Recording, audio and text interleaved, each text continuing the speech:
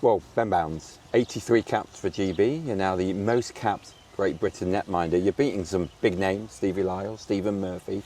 How does that feel to represent your country the most times? It's a bit wild, really. It's something that's not quite sunk in yet. I knew obviously I was close before this.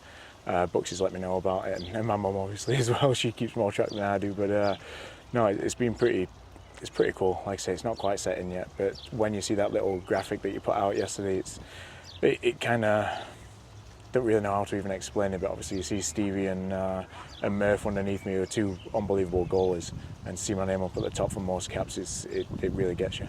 Take you back to 2013 in the Olympic qualifiers, your first tournament. Actually, it strikes me that was my first tournament I went away with GB, but more importantly, your first game, an Olympic qualifying journey. Tell me about what you remember about your first game. I can remember it being stressful and not starting very well. First shot went in. I can remember blowing it by my shoulder glove side. So first shot went in, and then third shot went in. So a 2 for 3. And I can remember Tony called a timeout, and it wasn't for the guys. I think it was more for me, because he just shouted over at me and told me to calm down and relax. So yeah, but no, I mean, I think I showed character in that game to keep on playing, and I kind of made a few big saves to make up for those goals and we still lost, which was disappointing. But it was a big wake-up call playing against opposition like that, and it made you realise how far you have to go. A friend of ours once said, David Sims, you'll never win anything with a British netminder. He does hold his hand up now and say he made a mistake, but just how tough has it been to prove yourself as a British netminder in this sport? Well, I mean, I think when I was younger I used to carry that as a chip on my shoulder, but I think Simsy had a point at the time, to be fair. It was kind of hard for the Brits to win anything back then, and I think Stevie Lyle and Murph were the first two real legit Brits that came through, and I think Simsy gets a lot of flack that he doesn't deserve, to be fair. I really like Simsy now that I know him a bit better, but it's just one of those characters, and I think it's great for our sport, to be fair, and great for Sheffield. But I think as a Brit goalie, I mean, you never stop proving yourself. I'm 34 years old now. I've played 83. Well, I've got 83 caps for GB. We've been at Pool A 4 times. Won gold medals, bronze medals, silver medals, league titles, and you still get written off every single year. So I mean, it is hard. Sometimes it's hard mentally, having to prove yourself and prove yourself and prove yourself year after year, year after year. But I also think that's one of my strong points, to be able to push through that and keep going and keep elevating my game. I think that kind of builds me into what I am. I mean, experts, I'll say in inverted commas, say that there's not many great British goalies, but people like yourself, Stevie Lyle, Stephen Murphy, changed that trend. Obviously, Jackson Whistle now, Lucas Bryan doing great things with Glasgow Clan. How exciting is it to see that British netminders are winning in the UK, and then obviously helping GB to great things? Yeah, I think it's awesome. I think especially Bryan is exciting. I mean, we know what Wiss can do. I mean, he's just won a league and a Challenge Cup, so he's just done a double, and it shows his quality. But Bryan is young. He's still got a lot to learn. Got to learn his levels. Got to learn how to maintain his levels. But there's so much potential with Bryan. He's such a good little mover. He's a big enough goalie in that net, and he's got the right attitude, to be fair. I mean, he needs polishing around a few edges, which I'm sure he'll say so himself. But no, he's a really, really exciting prospect. And I know that when I've obviously done here and I hand it over, Wiss and Bryan will definitely carry on in the right way. Before we go forward, let's go back to the very start. How did you get into ice hockey? Well, just first game, I think I've told it a million times over my career, but the first game I watched was Steelers against Devils, which is kind of ironic. But obviously Steelers are one of our biggest rivals, and I actually play for Cardiff now, and being from Sheffield, it's kind of weird. But no, that was it, and I was hooked after that. I think I started as a player, because the parents didn't want to spend too much money on my kit in case it was like a six week fad kind of thing, and it'd die out. But I think I spent more time in the net than the actual goalie. So they ended up buying me the equipment and said, well, we've got to make it safe for you. I mean, I look at goalies, think you're crazy. You're getting that puck firing at you 1,000 miles an hour. Okay, that's a bit of an exaggeration. But yeah, why a goalie then, and why not a forward or a D-man? I don't know. It's like, people ask me that all the time, but I genuinely do not know.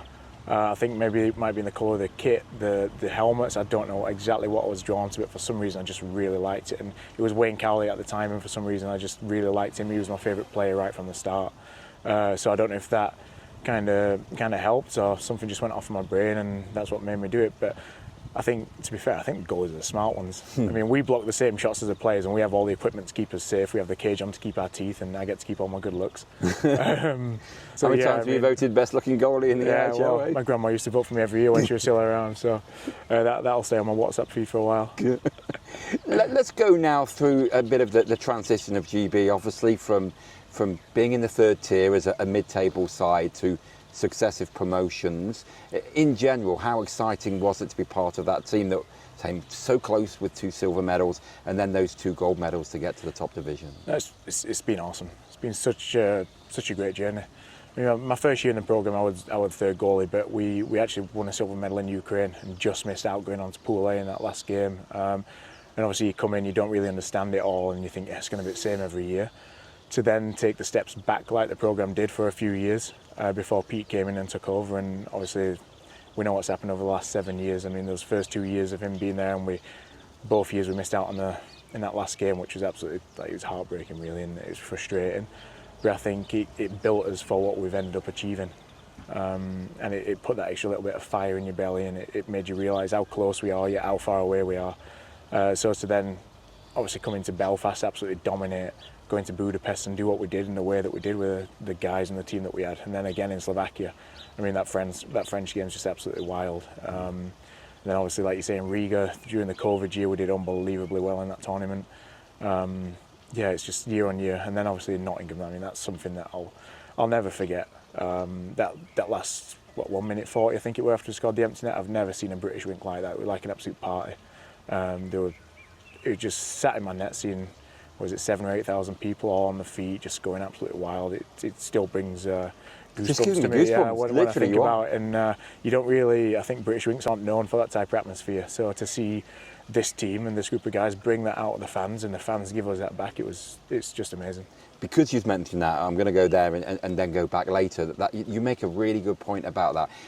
In many ways, maybe is that a pinnacle, that Nottingham moment? Because, as you said, 7,500 people. You know, you've been used to having GB. I remember games against Netherlands in Nottingham in front of 2,500 people in the early days. So almost, if you look at where the GB program has come, to have a sold-out rink, a victory to take us to the top flight, all that sea of blue and white, is that almost like a pinnacle of a moment to say, this is the journey we've come on, and this is what now it's all about?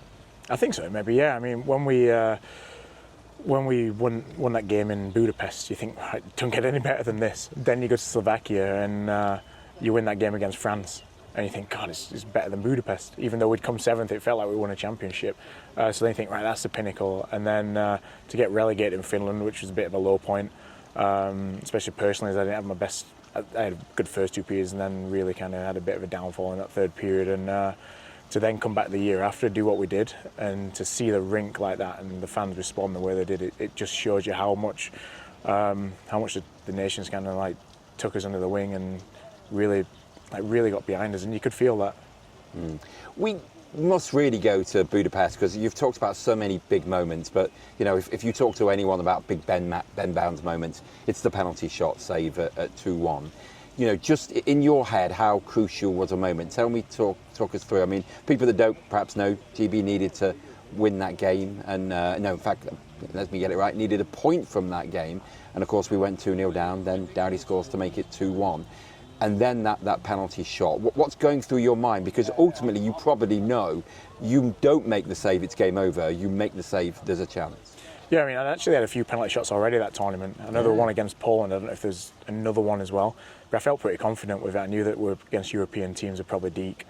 At the time, I didn't really understand how good Harry was, who took the penalty shot. Obviously, you learn about him in the later years, and you realise how good he was. So, but I can remember when the Hungarian guy pulled off the wall and we took the penalty. I can remember thinking at the time, like, give him a penalty shot. Don't give them a power play.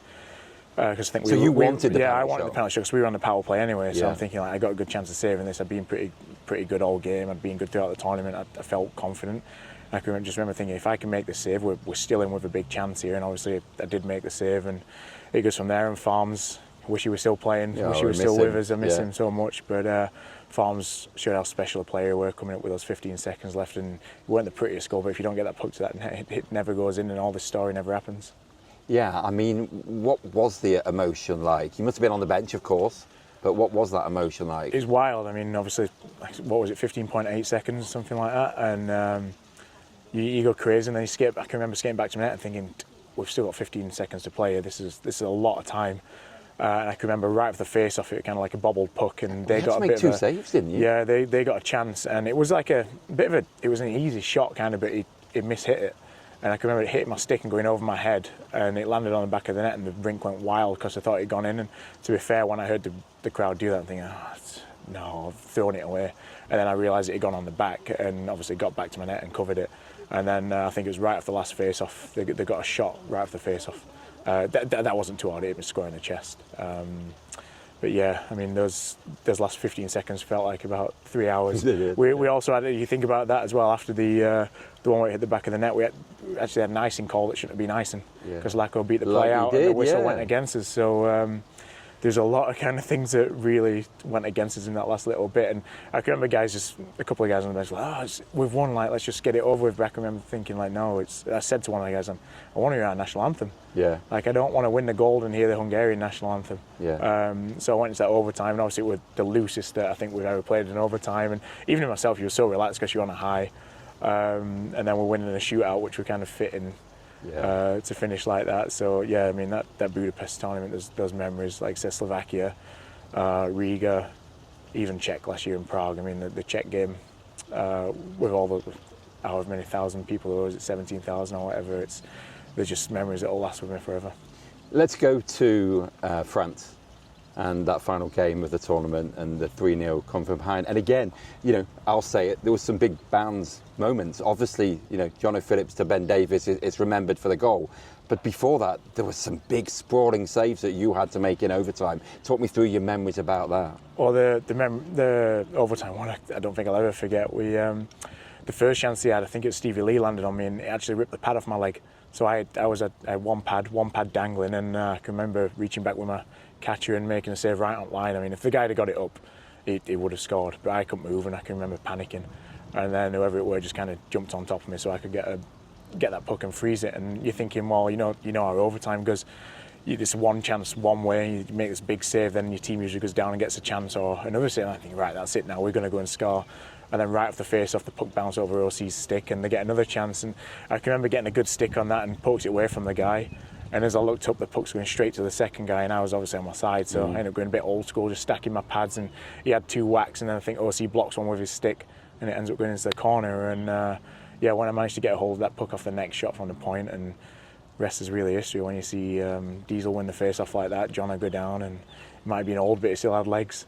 For Diesel to finish it after his drop passes, I'm sure that he won't mind me saying about when he dropped that in the first period on the breakaway. We still let him know about that one.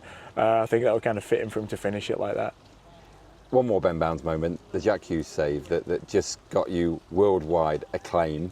What do you remember about it? And come on, be honest, how fun was it to see it go worldwide? It were pretty awesome. At the time, and I still get rattled about it when I see the replay. It's a pretty messy play by me. It's a big rebound off my chest, and then kind of get lucky because when I make the save, it pops back out on my glove, and it gets shoveled back in. But I can remember at the time, everyone's going crazy. I'm thinking, God, it's a terrible rebound. I should never let that up. But no, I mean, it is. Looking back, it's pretty fun. And guys still, even during the season, guys will get it up sometimes and put it on the TV and show the imports, because I mean, we never stop talking about GB. It's our passion. It's one big family, and everyone loves it. And you've kind of put a perfect way to end. Just try and sum up. The journey that you've been on with this team, that the players have been on, that has taken a minority sport in the UK to play against the best leagues and the best teams in the world. Just try and sum that finally into words. I think it's hard to summarise it all, if you know what I mean, and do it justice. But it's just been an absolute honour, really. And I think when I first came as a start, I think we were kind of 22 or 23 in the world, and you think now we're 17th or something like that, and you think the top 16 teams in the world are usually in Pool A, so we're right on the fringes of Pool A every year, and to see where we've come from to that, it's just amazing, and to see how the interest in the country's grown, and the way that the fans have taken to GB, and the amount of fans that come out and watch us now, I think it's just a testament to this group and how good they've been, and how they've kind of galvanised everyone in the country to support us, and we feel that. And I think we went through that big transition period, and now what's interesting is coming into another transition period. Obviously, Ben's finishing his career now. There's going to be other guys that drop out over the next year or two, and it's time now for the younger players and the middle-aged players to really take over and learn from your Dowdies and your Ben O'Connor and your Mark Richardsons and hopefully myself, and kind of grab the bull by the horns and take off where we've left off. Appreciate you joining us, Bowns. You've been great chatting. Thank you.